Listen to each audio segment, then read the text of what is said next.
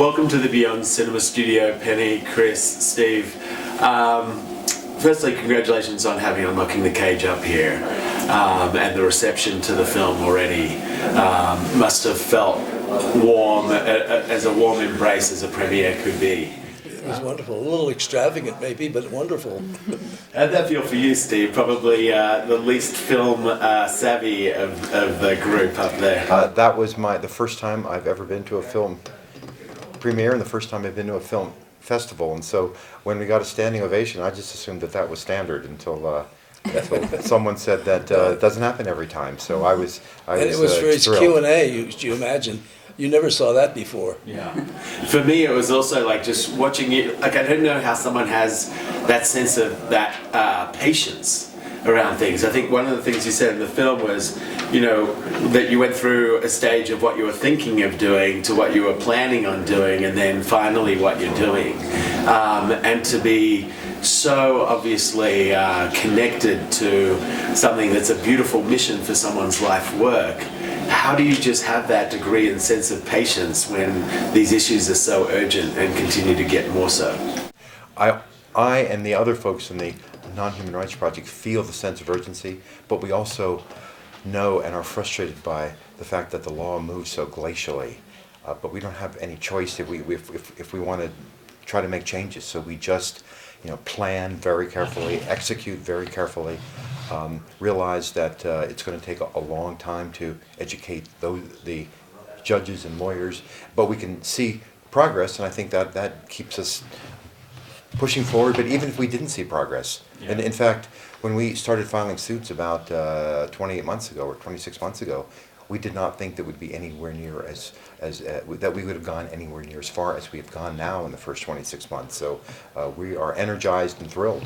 When you started your work dedicating yourself to helping dogs and some domestic pets in that situation, did you have the foresight? Did you have this greater mission for the Non-Human Rights Project? Did you have that as a goal?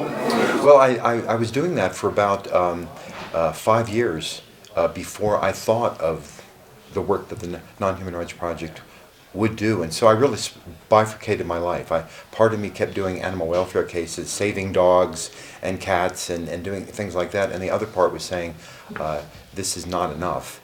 There's, as I said, I think in the film, every time my heart beats, 160 animals die in the United States alone. Yeah. And that I could spend my whole life working on it, and I would probably save one heartbeat's worth of animals, and what eventually I realized we had to start hacking away at the institution itself. The way that non-human animals are treated as things has to be worked over. Yeah, and the fact that you're a father of 4 kids, I know you guys have some kids. DA, I think, Penny, I think you've got, what are you at, 9 kids? 8. So does that factor into it? That kind of, for me as a father, I feel driven to do things that are for social good as well. Is that part of it too? Is like having these impressionable youngsters around and wanting to feed them this legacy, or at least this emotional core? Well, I think to some degree that is true. Although my children also saw the world premiere. And they said such wonderful things to me in a way that some of them had never said those things to me in their whole life. And I asked them about how do you, as my child, see your father? Because children, they see your father in a very kind of narrow way, and it's startling for them to see me projected out into the world at large. Yeah. And they were astounded, actually. Yeah. And for you guys, because the kids, they're included in this project in many ways, because I saw there were credits to Jojo and Kate and to Fraser and Kit and Nate, and like these names keep coming up. There's lots of Pennebakers that keep. Free labor. It's a family business, which is always a good idea for art, I think. Family business. But that's the thing, is a lot of people who are involved in art and documentary filmmaking and entertainment, they are like, okay, this was good for us. We want our kids to choose a different path. Yeah. Well, some have, and actually, from this project, which I had no idea. I knew nothing about law and knew that this would stretch at such a slow pace. And I always say now, if I ever want to do a legal film again, just shoot me. But the gratifying thing is that, it's so important what Steve's doing, and it influenced my daughter, who, in the process of me making this film, went through 3 years of law school and is just about to graduate. So she's going into a different path than the ones that are going into the art career. Well, she does love cats, particularly our cat. But does that feel great to you, Penny, that your kids are, or at least some of your kids are, getting involved and kind of pursuing a similar path, and being able to work with them on issues like this and films like this? It must feel like, to me, I just assume that it's very rewarding. But how does that feel at an emotional level? Well, I never think of my children as children. I think of them as friends, people I have lunch with, and they're strangers until I have lunch with them, in a sense. So I don't think of them as family anymore because they've all moved out. But I do have they're friends. They're best friends. Yeah, that's great. And I know, like, even for you, Chris, it's like, despite however many other films you've made, this is really the first film that you've acted as or credited specifically as a producer on. Right. Why is this film different in that way? It's not any different. I just decided to put my name there. We always do that type of thing. And, we're kind of the Ma Pa grocery store kind of filmmaking, where we do almost everything ourselves. And really what's the most exceptional thing on this film is that I worked with an editor. And for me, it was really the first time that I collaborated with another person, who was Pax Wasserman, who was amazing. And I feel very lucky that I stumbled across this editor who had such a feel for this story, which is very dense, because a lot of editors that I interviewed said, the animal part sounds really fun, but the legal part, I don't know about that. And Pax just really took it on as a great challenge to explain it in a way that made it suspenseful. Yeah. I thought he did a great job. There were people who came up to me and said, "You've been telling me about what this case is about for a long time. Now that I saw the movie, I understand."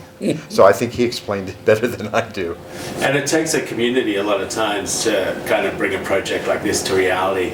And I noticed some very notable names, obviously, in the credits as well. And Matt Heineman, who's a friend of mine, who did Cartel Land, that's now nominated, and Mira Nair has a shout out at the end of the film. And She's a friend of yours? No, not Mira, but Nat is. And then Alec Baldwin getting the first shout out at the end of the film. How do what sort of things do those sorts of different people bring to this sort of a project as well? Well, Mira is a longtime friend. We actually funded her very first film out of Harvard, a short film, through a grant that Penny was involved in. So she's been a friend of ours for years and years. Alec Baldwin is a great supporter of both animal rights and documentaries, and he also lives in New York in the Hamptons, and we have homes in both places. So we asked him to help us when we were trying to raise money for this project on Kickstarter, and he was just so gracious to kind of do it. And he actually did it right after he got a ticket for riding his bike without, I forget what the problem was, and he had a huge fight with the policeman, and he was put in jail. Wow. Got out of jail, and came and did our little PSA for this Kickstarter. But Matt Heineman was a young filmmaker that I met, and he had done Cartel Land, had just done Cartel Land, and he offered me his camera to use, so it was really great, and he's just such a generous, super talented filmmaker. The documentary community, as evidenced by all the people thanked in that community list, whether it's Gary Huswit and Jessica Edwards, but there were probably 30 doc filmmakers' names in there. Is that just something that's been cultivated over the years?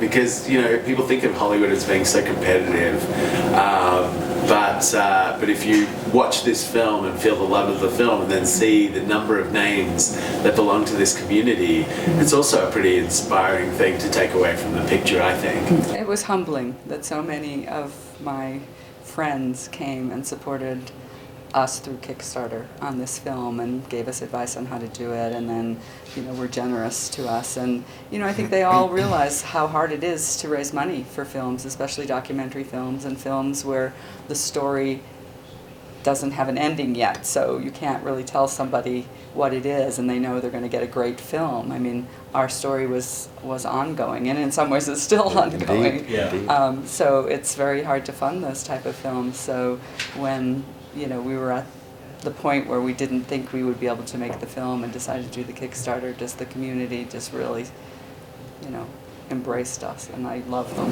Very cool. And then one final connection point and a piece of connective tissue for your career, Penny, having the Dylan song at the end. Jesse. Yeah, so it's like having that song. Oh, the song. Yeah, Right. I shall be released, and it being about 50 years since Don't Look Back came out. Was that song there just still because Well, of it's one that of my favorite relationship? films that Bob's written. Yeah. Songs. But what did I say? Song? You said films. Films. Oh, Songs. I think right. No, it was so appropriate and so, and of course he never does the same song the same way, so it's not at all like the one I remembered from the. But I liked that just as well. It was good. And you were able to secure that because of the connection back to Don't Look Back? Like that's I don't know. lasting legacy? You know, our boss is my son Fraser, so he does all those things and when we're doing something else, so we don't know. But you were talking about this community. I think the community of filmmakers, and I see it here, but I've seen it in New York too. It's very like the community of artists in Paris in the 20s. They knew they were special and different, and it brought them together in a way that's historically now, that's the 20s. Yeah. Well, congratulations on having the film here. Look forward to seeing kind of the life that HBO brings to it as well. And thanks for spending a few minutes with us. We appreciate it.